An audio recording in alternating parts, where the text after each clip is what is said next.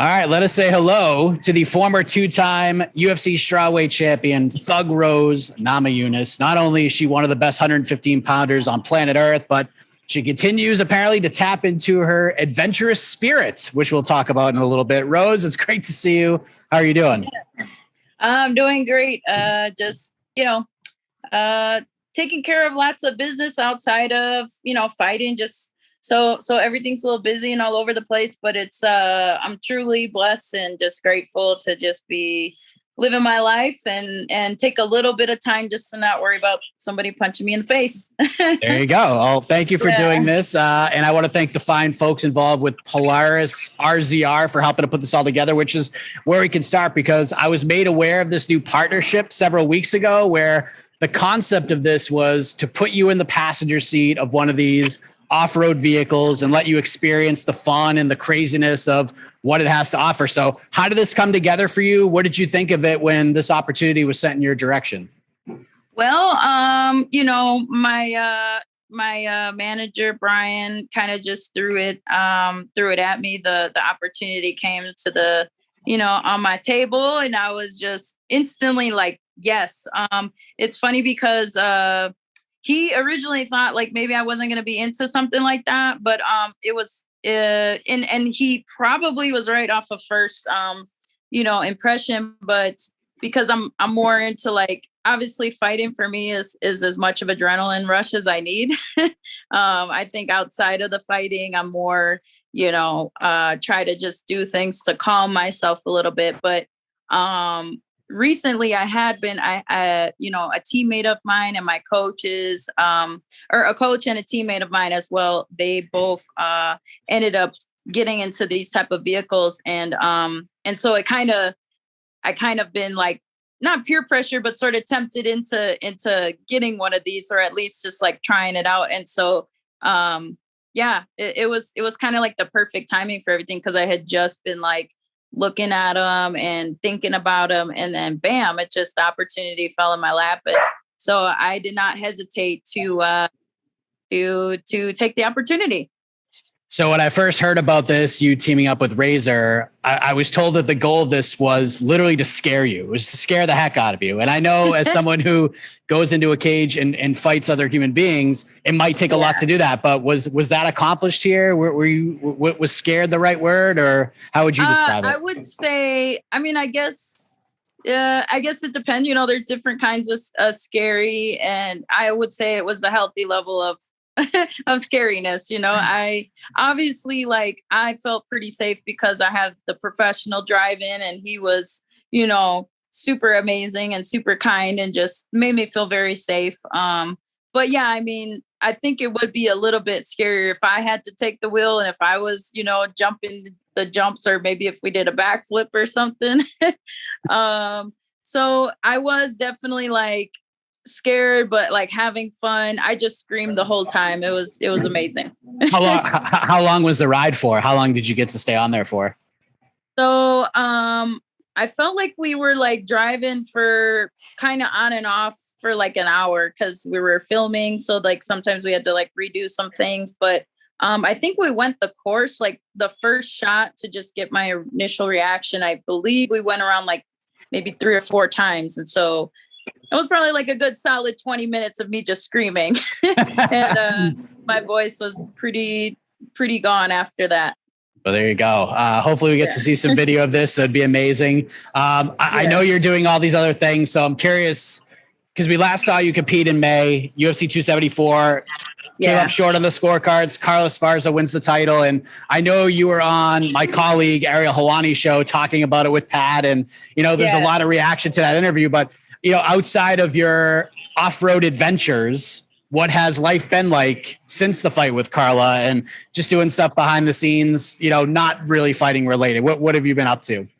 Yeah, I've been very busy. And it's been pretty awesome. I wouldn't necessarily like, I've been kind of like, I've gotten some like sort of other opportunities that just things that I didn't have time for, family, even just like the boring stuff like taxes and all that stuff. I'm just trying to like get rid of, or I should say, catching up on the things that I've like you forget about when you're just like thinking about accomplishing things, being successful, kind of like the fighter lifestyle that's very selfish and you kind of need to just put everything else on hold. So I've been catching up on family time, maybe just like investing my money into some things. And then also I've had I'm working on some different I guess side gigs and things like that. And I'm getting ready for a photo shoot also coming up this weekend, but I won't say who it is or what it's going to be because it's just going to be something to look forward to. I'm crossing my fingers that it goes through because it's going to be it's a very big ordeal in my opinion. It's like kind of a childhood dream of mine. And so, yeah, I'm very excited about just I think things are brewing. Also, I've been very busy in my garden.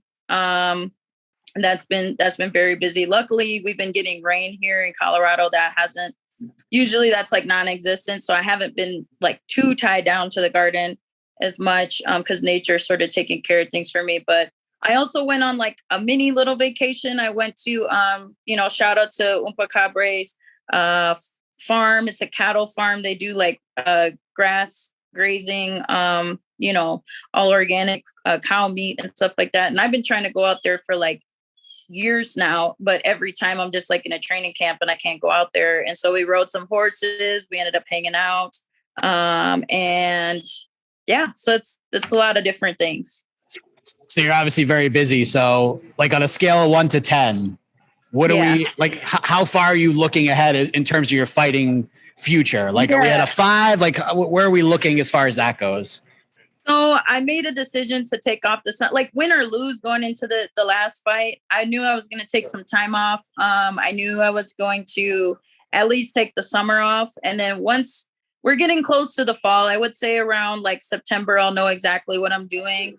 I have been training a little bit, like, but not like super consistent. I even had this like little shoulder, like kind of issue that I've sort of been trying to rehab and stuff. But, and then there was this girl, Isis, who just won her Invicta fight recently. She came in town, and so I got to train with her. So like just little stuff. I'm like trying to stay active without like totally just being on the couch completely. But the thing that I do know for a fact, I don't know when exactly I might fight again, but I do know that I want to do a grappling match of some sort. I want to really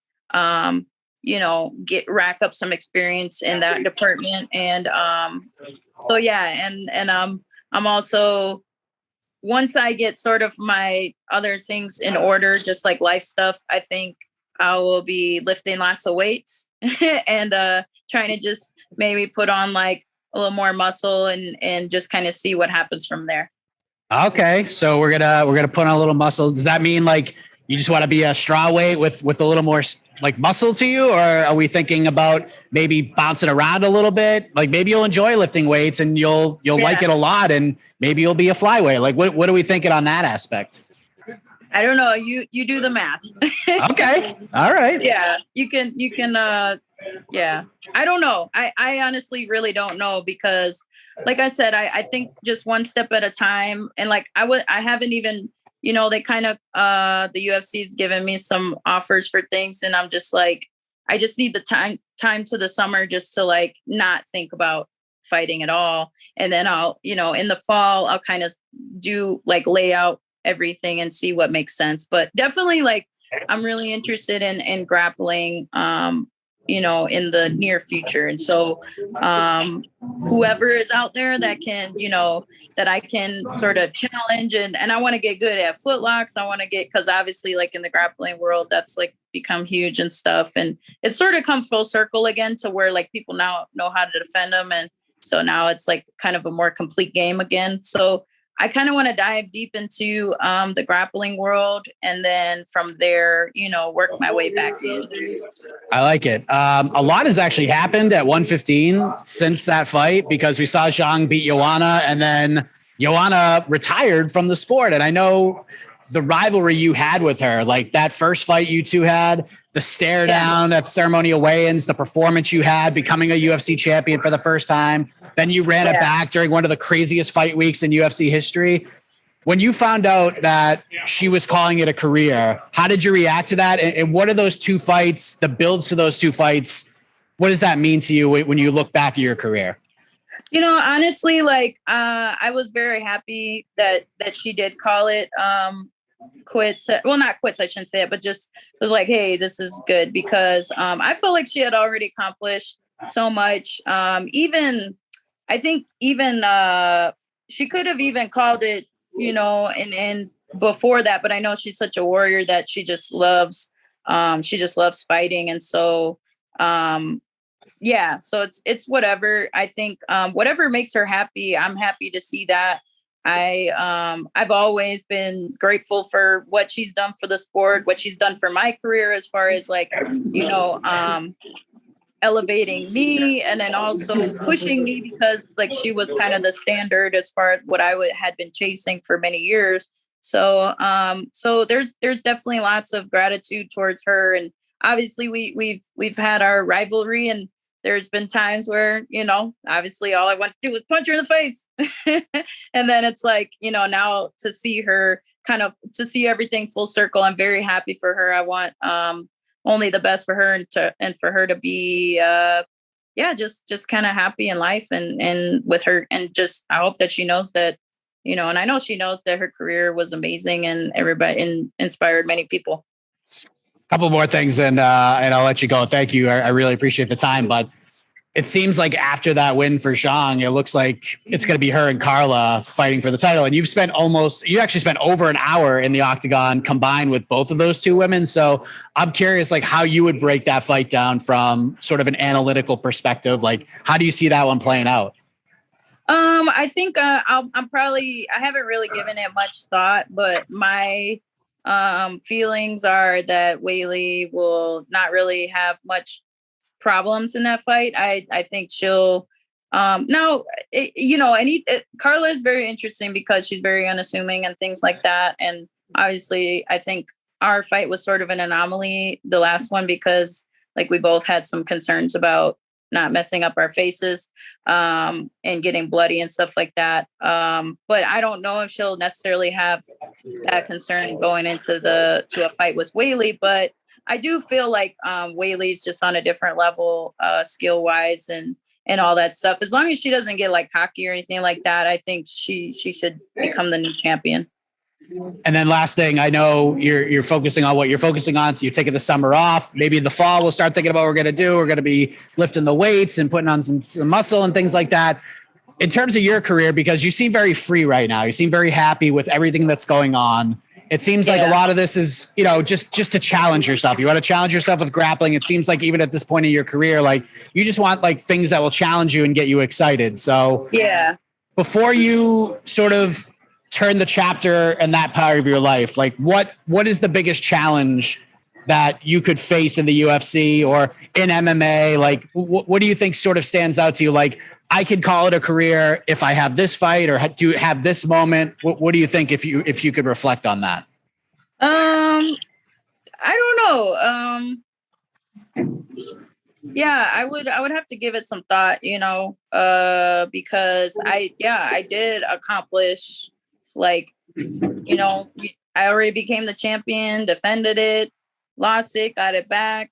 So I'm already like, Hall of Fame, like that's already, in the books. The history is already written. So that's going to take some time to reveal itself.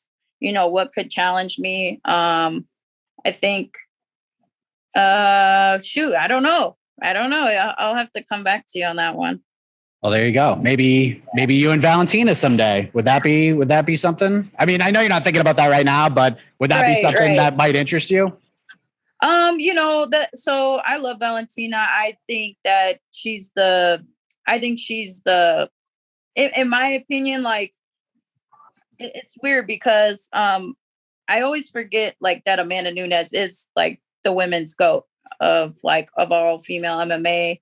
But like Valentina's like, if she just keeps doing what she's doing, she's really, you could make that case as well. And so, gosh, like in order for me, and I also, I I do have, like, I consider myself to be Valentina's friend. Like, we trained a lot together. So that would be something that, like, it would have to be, we'd have to be set up for not for life, but like it would have to be for a very good reason for me to want to just like to want to even try to, I don't know, like to even step to her. Plus she is amazing in all ways. And I have felt what she feels like in practice. I know a fight is a totally different thing. So, you know, that would be hard for me to say, like, obviously as a martial artist, like that would be I don't know how to say it. Like that would definitely be very interesting. But I guess in theory, you know, so yeah, I don't know yet. It'd have to be very lucrative, right? Yes, because like I love Valentina. I think I consider her to be my friend. And so so like that is something that I never really had a problem with being cordial and things like that with people that I was gonna fight and everything like that. And even I've maintained friendships with people that I fought. Maybe not for very long, but for the most part, like I never had the issue of like fighting a teammate or anything like that. To me, it's like, but when it comes to, but now I think I've started to think a little bit differently about fighting at this point in my life, and so that would be kind of difficult, like emotions and things like that. But I just feel like I'm a different person now. Like, so yeah, I would have to think about it.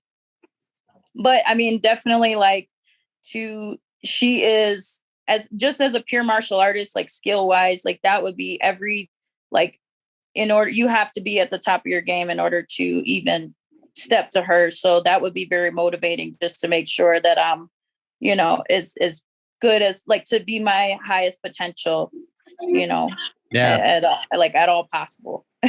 Well, I appreciate you talking about this because I know there's like a million other things you'd rather be talking about. You're taking the summer off from this crazy world of MMA. You're taking you train a little bit, but thank you so much for the time. I'm glad we're able to do this. Glad you enjoyed your ride on the Polaris RZR. And from what I understand, when the video will be released on the Polaris ORV YouTube channel, so we get to see you lose your voice screaming with the thrill of riding on one of those off-road vehicles. So enjoy the rest of your summer, Rose. Enjoy the time in the garden and everything else you got going on, and all the best to you. Thank you so much for the time. Thank you so much. I appreciate you.